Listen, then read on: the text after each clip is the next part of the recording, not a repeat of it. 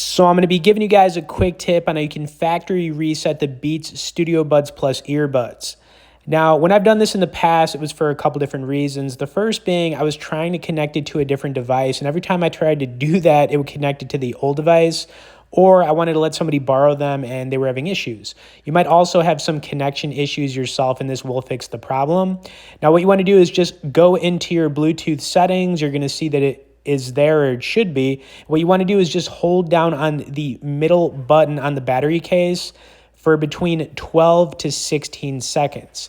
Now, when you do this, you're going to see this little red dot on the battery case. That's going to let you know that you just reset them, and it's going to either appear not at all in your Bluetooth settings, or it's just going to disconnect and not be connected. Now, you can see for me, it disconnected in the settings, my Bluetooth settings, and when I open it up, it's trying to reconnect again.